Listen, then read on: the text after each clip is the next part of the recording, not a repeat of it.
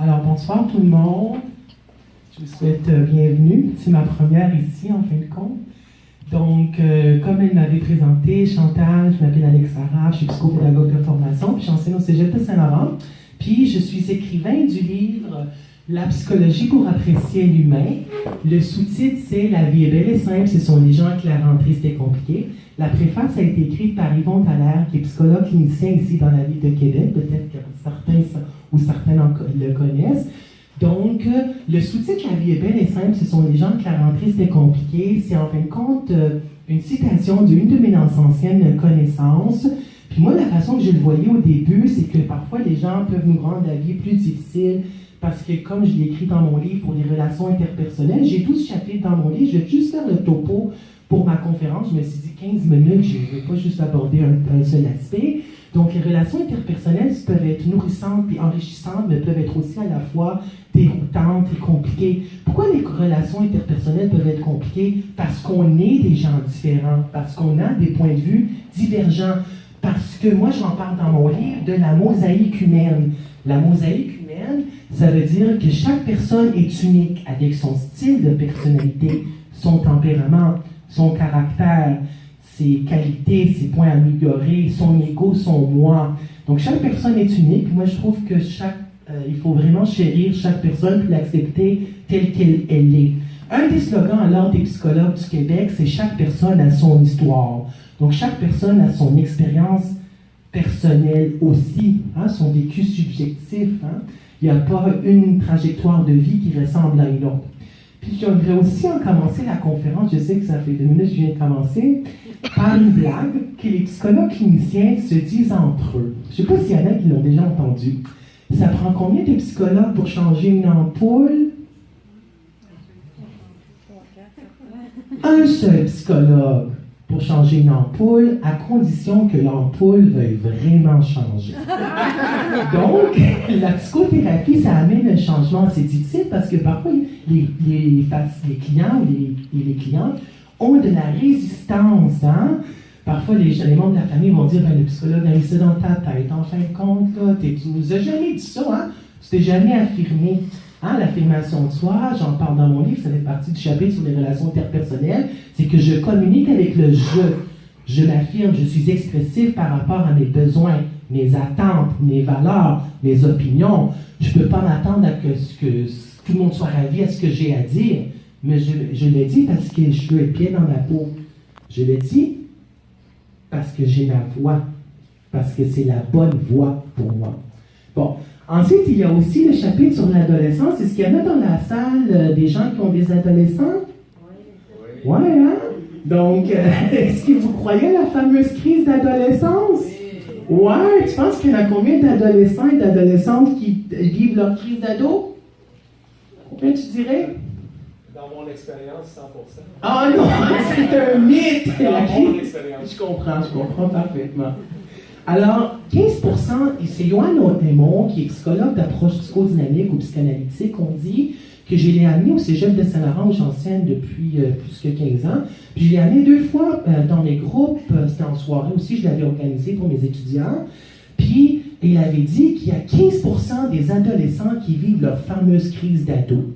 85%, ça se passe dans un climat relativement bien, où il peut y avoir des tensions, des chicanes, ne pas écouter ses parents, ne pas tout dire à ses parents, d'écouter la musique heavy metal, de déranger un peu les parents, mais 15%, c'est vraiment une crise d'ado, une crise identitaire, des fugues, des gros drogues vraiment dures, grossesse non désirée, frapper les parents, etc. Donc, c'est vraiment ça la crise. L'adolescence, on dit que l'adolescence, c'est 15 à 25 ans. Pour les psychologues cliniciens, ça, j'aimerais ça que vous le reteniez, c'est Lucky 7. C'est le chiffre magique de 7 ans. Vous connaissez probablement des gens qui se sont séparés après 7 ans? La crise de 7 ans. C'est Jean-Georges Lemaire qui en a parlé, en fin de compte, qui est un psychiatre, un psychanalyste, ça passe ou ça casse après 7 ans. Pour les psychologues, c'est 7 ans aussi, parce qu'ils parlent de la première période de l'enfance, c'est 0 à 7. La seconde période de l'enfance, c'est 7 à 14. Puis l'adolescence, c'est 14 à 21. Jeune adulte, c'est 21 à 28. Puis adulte, c'est 28 à 35 ans. Okay? Puis même le cerveau au niveau neurochimique change après 7 ans. OK?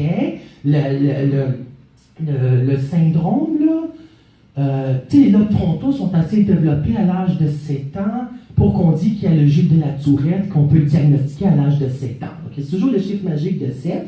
Donc, l'adolescence, c'est 15 à 25 ans en gros. Les psychologues cliniciens vont dire 14 à 21 en pratique. Puis, l'adolescence est déclenchée par la venue des hormones sexuelles mâles, la testostérone, puis les hormones sexuelles femelles pour les estrogènes. Okay? Combien, nous autres, les gars, on a plus de testostérone comparé aux femmes? 3 à 8 fois plus de testostérone. Puis, on a plus de testostérone quand? Entre quelle heure et quelle heure? Le matin? 8h à 10h. OK? 8h à 10h le matin. Moi, je dis ça en classe, parce que j'enseigne psychologie de la sexualité, psychologie de la santé mentale, psychologie sociale, psychologie du développement, etc. J'ai dit, c'est pour cela que parfois les filles vont comprendre que les gars ont le goût de faire de l'amour le matin, parce qu'ils ont plus de testostérone, parce que ça donne des envies sexuelles, ça donne aussi l'agressivité. Il y a une Américaine, une sexologue, qui voulait qu'on lui injecte de la testostérone. Puis on lui a injecté de la testostérone, puis elle avait plus d'envie sexuelle, plus de puissance sexuelle, puis plus d'agressivité. Les autres chapitres de mon livre, mais c'est sûr qu'il y a aussi des changements au niveau cognitif. Les adolescents, ils pensent qu'ils ont l'illusion d'invincibilité, ils vont prendre des drogues comme le crystal meth, et ils vont, conduire la voiture en prenant de l'alcool, etc. Donc ils pensent que c'est de la pensée magique, rien ne peut leur arriver. J'ai aussi le chapitre sur la santé mentale et la psychopathologie. Ça, il faut en parler. Il faut faire de la démystification et de la sensibilisation concernant la santé mentale et la psychopathologie. Pathos veut dire émotion, des émotions intenses, parce qu'il y a un déséquilibre dans le corps et dans l'esprit. Et l'empathie, ça c'est super important. L'empathie, c'est d'être capable de comprendre ce que l'autre vit, ce que l'autre ressent, quand je me mets dans ses souliers quelques instants. Je vais dire comment on développe l'empathie envers les gens qui ont des problèmes de santé mentale. Les études le disent, le prouvent en psychologie. C'est quand on a quelqu'un qui donne son témoignage, qui a déjà vécu ou qui vit un problème de santé mentale comme un trouble de la personnalité, la dépression, le trouble bipolaire qu'on appelait avant la maniaco-dépression. Est-ce qu'il y en a qui connaissent Marie-Cécile Labrèche? L'écrivaine qui a écrit le livre Borderline, puis Labrèche, et qui a co-scénarisé le film Borderline, sorti en 2008 avec Isabelle Blais comme personnage principal. J'ai invité aussi Marie-Cécile Labrèche au Cégep de Saint-Laurent en soirée, c'était génial. Puis elle avait donné son témoignage concernant son trouble de la personnalité limite, Borderline. Donc, voilà, j'avais aussi des sexologues. Écoute, j'ai fait ma part. Donc, en soirée, c'est moi qui ai organisé tout seul les conférences. Ça va être là, je la donne, là. Mais voilà, donc, on développe plus d'empathie avec les gens qui ont des problèmes de santé mentale quand ils donnent moins d'un problème de santé mentale. Okay? Parce qu'on met toujours des étiquettes sur les gens. On dit, cette personne-là est un TC. Vous avez entendu ça pour les écoles secondaires. TC, trouble du comportement. TP, trouble de la personnalité, ou TP solide. Les gens sont des taqués, trouble d'anxiété généralisée. DA dans le langage courant, dépendant affectif. Puis j'aimerais aussi aborder la santé amoureuse. D'après vous, ça prend quel ingrédient pour avoir une bonne santé amoureuse?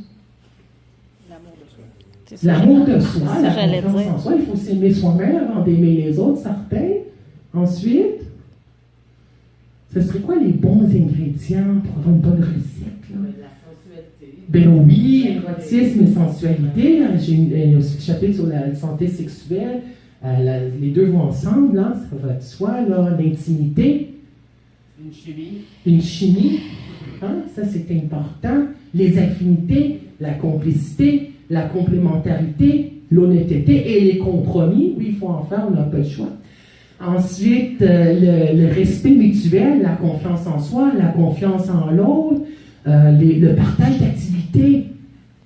d'activités récréatives, sociales, sportives, c'est l'homogamie sociale, les gens qui ont des points en commun, ça va, et la communication, c'est difficile de communiquer. Okay? Il faut communiquer la communication verbale, non verbale, la communication électronique, ça va de soi, les textos, les sextos, ainsi de suite, la séduction, ça c'est important aussi. Puis quand il y a en fin de compte une bonne santé amoureuse, qu'est-ce qu'on n'a pas? De violence. Un adolescent sur 5 vit de la violence.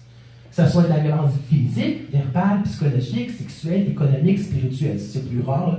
Spirituelle et économique. Là. En tout cas, tout ça, c'est dans mon livre. La violence, vous avez vu peut-être lu le livre ou vu le Jasper Ward qui est hashtag bitch, là, ça a passé là, à la télévision.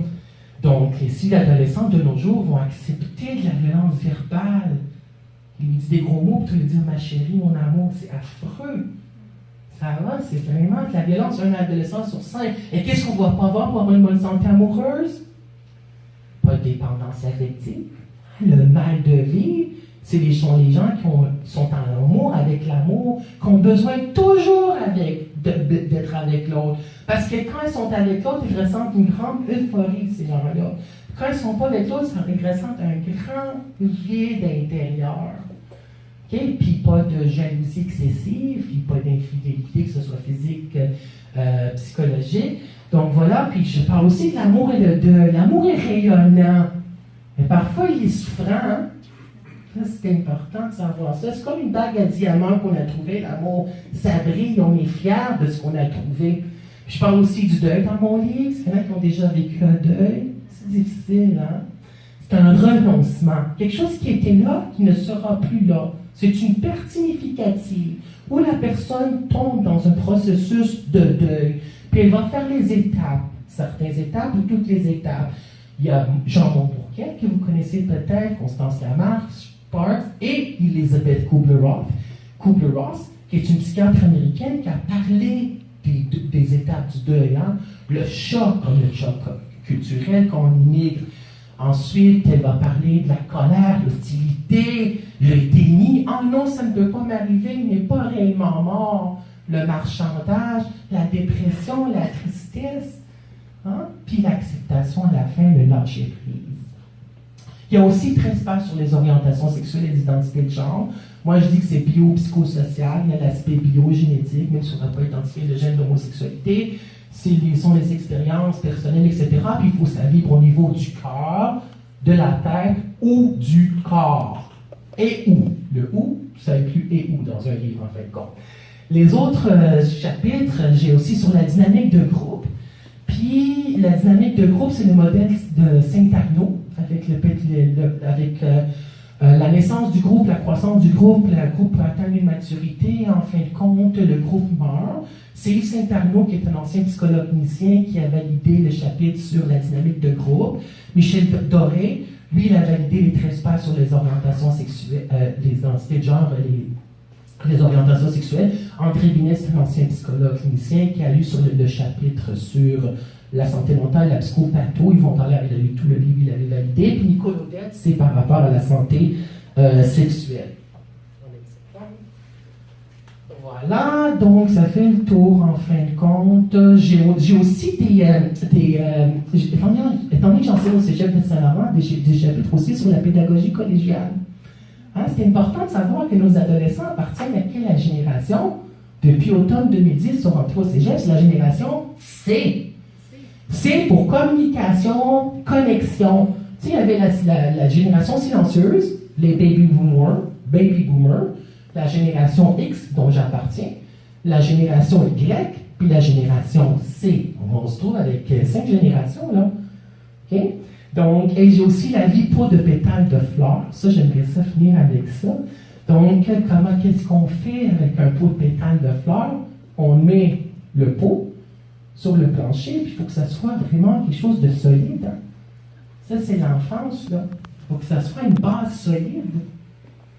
Okay. Puis ensuite, qu'est-ce qu'on fait? On sème les graines. Les graines qu'on sème dans le pot, c'est l'adolescence. Hein? Parce qu'on investit dans nos enfants. Ça va de soi si on veut avoir des enfants.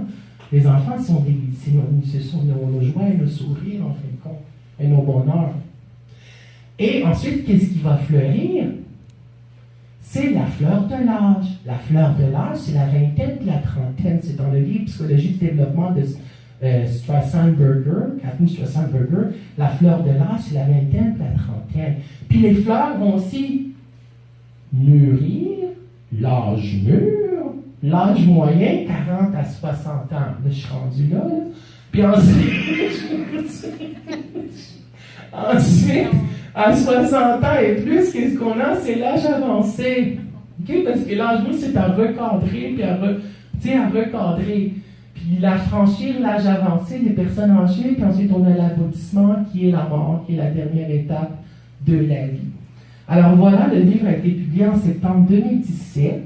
J'ai amené aussi des signés, comme ça vous pouvez les prendre gratuitement, puis j'ai amené aussi quelques copies, là, si jamais il y a une personne qui voudrait l'acheter. J'ai été au Salon du Livre de Montréal. Vous pouvez me suivre sur YouTube. Hein. Je suis sur Facebook. Donc, j'ai donné des entrevues de radio à Montréal, Vue et Voix, 103,3 FM, CJMD, partout. Là. J'étais même à la télévision. Donc, c'était mon premier livre. Je suis bien content. J'ai regardé la photo ici. Hein. On a la personne qui, en fin de compte, c'est la génération C avec son ordinateur portatif. Puis la vie est belle et simple. Hein. Puis elle est en train de sourire. Et je vous souhaite à tous de vivre des bons moments. Merci.